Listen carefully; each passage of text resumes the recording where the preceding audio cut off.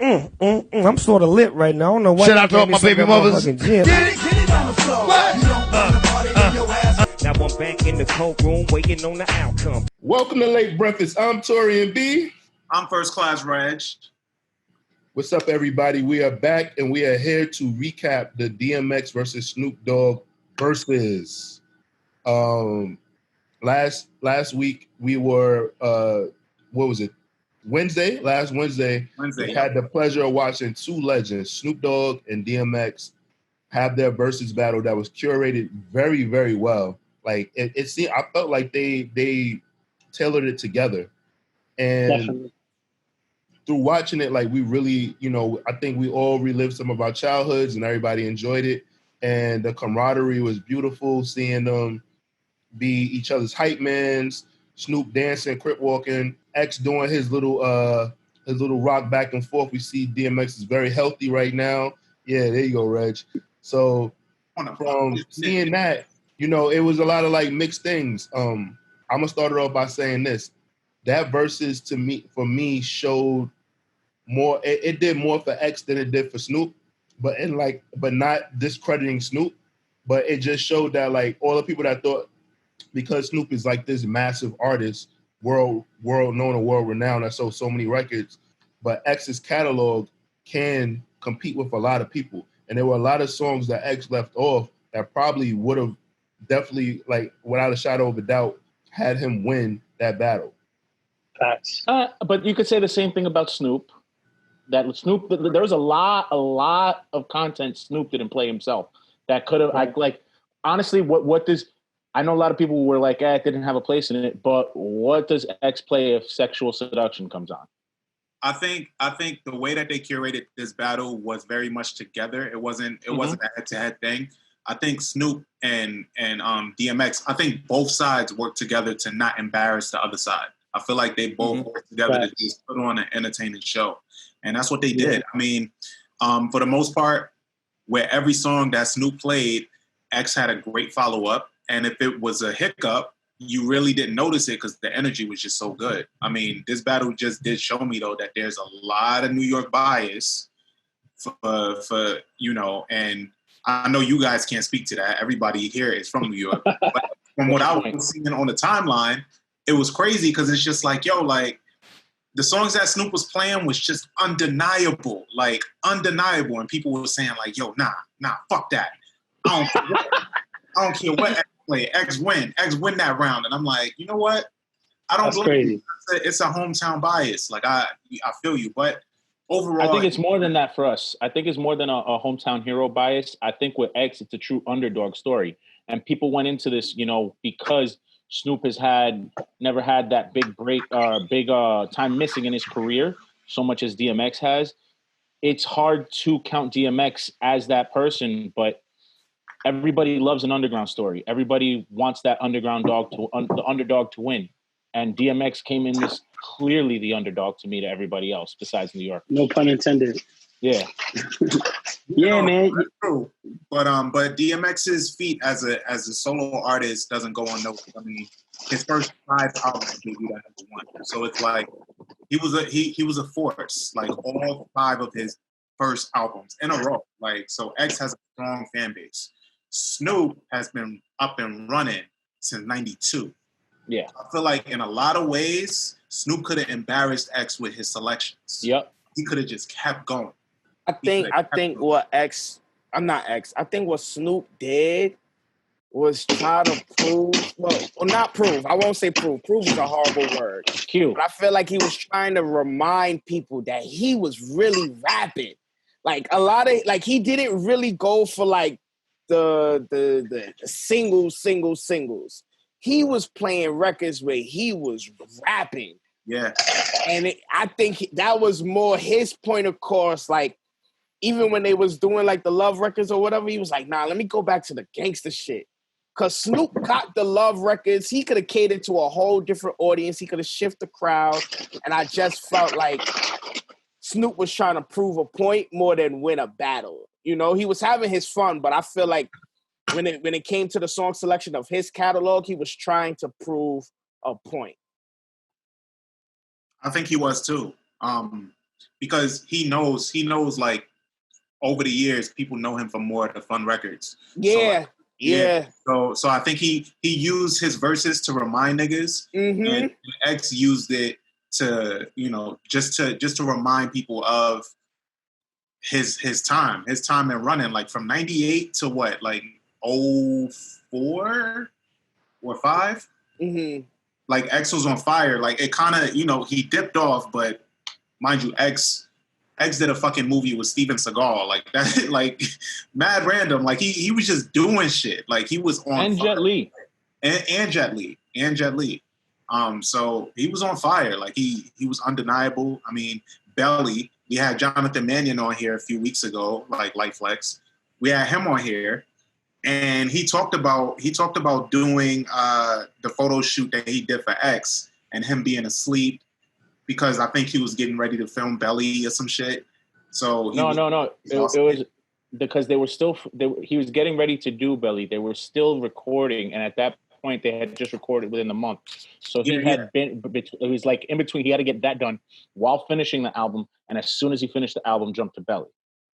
Yeah. So he was exhausted. Like X's time, you know, doesn't go unnoticed. I think this just showed people the good energy that he has, because when you think of X, a lot of people think of turmoil and like all the bad shit that he's been through, but he showed us a lot of fun times too, and this reminded people of that too.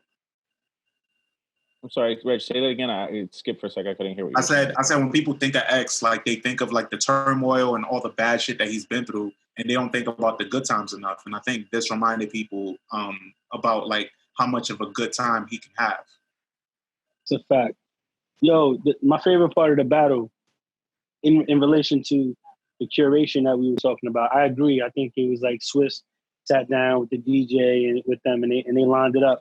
Because there's no way that I'm like, he plays slipping. Like, there's no way Snoop can match this energy. And then he came with Murder Was the Case. I was like, oh, that was like, it was part of the battle. Yeah. That was fire. Do you feel like them, yo, Reg, what's your 20? And I'll be like, all right, this is my 20. All right, when I play this, you play that. Do you feel like that takes away from the verses? No. Well, kind of. Because when we think, because I'm like, Danny said this a few weeks back. Danny was saying this from when Versus first kicked off. Like, basically saying like, yo, I want it to be like this energy. Yeah. Like, head to head, like clashing. Yeah. Because when you think of the word versus. And it was. Yeah, that's what it was in the beginning. But now that it's getting bigger, it's like, you know. It's more celebratory. Yeah, it's more celebratory. It's like, oh, like join us for this celebration of music. Yeah, of music. Nah, take his head off. Like, Yeah. And for me, like, I love that energy too, where it's like, nah, go head to head. But now that they're in the same room, it could probably be a little problematic. It can get crazy. You can't do that. Yeah, it can get a little crazy. Like, I get that. But I like that it's still competitive though, because if you go example to like, I was saying I like that it's still competitive though, because example, if you go to the Fab Jada one, they were still talking their shit to each other. They still had that competitive, nah, I'm a MC, I'm gonna come for your neckness. So pause. That's because they're friends. They're like, friends. So I think they're friends. Yeah, but I think X and Snoop, there was a competitiveness to them, but I think they're also older, so they don't necessarily have that same energy. Because you know, like when you have that energy for so much of your early life, I'm sure it's hard to maintain it when you get to your 40s. You know, like and on, especially at the point where somebody like Snoop, my man has a cooking show with fucking Martha Stewart, like. Yeah. How can you have an aggressive bone in your body then? Like, how can you really have that anymore? Look where he comes from. Murder Was the Case that they gave me, Snoop, to now. Like, yo, life is good. Man. Life is beautiful. I think them curating their music like together, or like at least having like an outline of where they're gonna take it, works better, because then you know both of them are. I'm just okay with both of them being prepared, because. Facts. Like when we had like the one with Babyface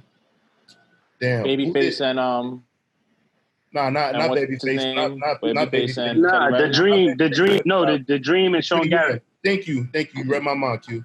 So the Dream and Sean Garrett one was bad, because I like that was the competitive energy that Danny's talking about, right? And like you could tell we found out the backstory. There was actually some real, They don't like some paperwork beef, basically. Like Sean Garrett was supposed to be that writer that Jay-Z brought over, and he probably would have penned a lot of songs for Beyonce, but he went with the dream, and I think we see why. Sean Garrett is fucking unstable. But I think that them at least curating all of being like, yo, what you gonna go with first, at least. So then like it could like, you know, how the tone's going to be set, I think helps, because then it's a more controlled thing. Or at least it should be like given that they have to send their list to Timbaland and Swiss first. No. Yeah, well, no. Actually, we were look. I think they've been doing that though. Swiss told us, look, they what they do is they give the guys when they give them the package of what they're you know, this is what you got to use of equipment and everything. They also ask, hey, why don't you let us know some of the stuff? Because Swiss made a very good point. When you're an artist, sometimes you don't make the best decision when it comes to your art. But sometimes I want to see that, and that's why I like the curation. But that's not what best for the verses to continue. That's the difference. For verses to continue, I don't want to hear any, like, all of these artists are nostalgic artists. I don't want to hear any of that new bullshit that they putting out now. Exactly. Yeah, exactly. They feel if some of them are trying to plug their new shit, I don't want to hear none of their new shit. No, you can play it after. Play it after the battle's over. Like, yeah, but them niggas don't want to hear that shit. Yeah, but okay. For example, there's a record. Just to go back to one of the battles, there's a record that Nelly really thought got overlooked in his career. He played it, and he was right. It should have stayed overlooked. What song? Exactly. I don't even know. But it was one of those records where it's like, it wasn't new, but it was one of those records where he felt confident about that maybe at the time it didn't get the recognition. Nah, play that in your verses. I feel like if we get to a case where everything has to be hit, then there are certain artists that may not get the right, fit verses. Yeah, but I don't think it was hit, because even if you go to some of the records that Snoop played, like, not all of those were hits. A lot of those were B-side hits. But okay, so when we when we move to the next conversation, I want to bring up that exact point, right? Because there are certain artists that have a cult following where their B-side hits can still work on a mainstream platform like Most Versus. Like Jada Snoop, did. Like, yes, Jada and Snoop. So they play the freestyle. Right. Yeah. So but their cult following can transition into mainstream attention. So we'll notice the B-side Snoop records and get the same reaction, like, oh shit. But you see, certain artists that will do that in the next verses to come up, that it won't happen for. But here's the thing, that's why it was already shown to us and told to us by Snoop. He's like, look, the best situations you've seen on verses, the best dynamic you've seen have been when artists send them the list ahead of time, because they don't tell them what the other artist is going to play, but they do tell them, you sure you want to play that record? Do you think that record's really going to hit the way you think it's going to hit? And the thing is, because Swizz, I think more so Swizz is more like, you know, I think Swizz understands each region's ear better than we think. Well, I'm realizing with a lot of putting this together. And I think with that, it kind of gives them a better insight as to, all right, this can make for the better verses, or is it just going to satisfy my core fans? Because that's also not the best way for them to go about it, is just playing for their core fan group. Yeah. You have to win the crowd. It's like a battle. You have to win the crowd. There could be a person there who came in, like, personally, I came in thinking Snoop was going to win off rip, but being a DMX fan. I didn't expect X to do as well as he did, to be honest. I thought that it was so, like, how it was put together made it more enjoyable as a DMX fan. I agree with you. I was in the same space, but we should have known that Swiss this is his shit. Like, we should have known he was gonna help X with that. Like, there's no way he's gonna let X. Is there ever a point in time would you ever? Well, no, this is a stupid question, but the reason why I asked this question is because I saw somebody bring up Timbaland, right? Mm. Would you ever want to see the same person battle twice? I'm cool with that. If they got are they going to be able to play the same songs again? I'll see Snoop battle again. I think there's other artists Snoop could take out with shit he didn't play. I want That's a to. fact. There's certain artists before Versus got to where it is now, like Nelly, like you brought up Nelly and Luda. I feel like with all the sound complications that they had, the battle just went really bad. I feel like if they had a proper like do over, I'd be there for it. Yeah, because people really think Luda won. He did win. Wait, Yeah. Luda, you didn't think Luda what? I didn't think so. Come on, Dirty. Nope. I didn't think so. Nope. I still think at the end of the day, Nelly has better records, and And Luda has better Wi-Fi. yeah, Yep. that has better Wi-Fi. Everybody, thank you for watching. LA, thank you for coming through tonight. You on your shirt. Good shirt. Thank you, I'm brother. Taurian B. And I'm First Class Reg. Thank you guys for watching. We'll catch you next time.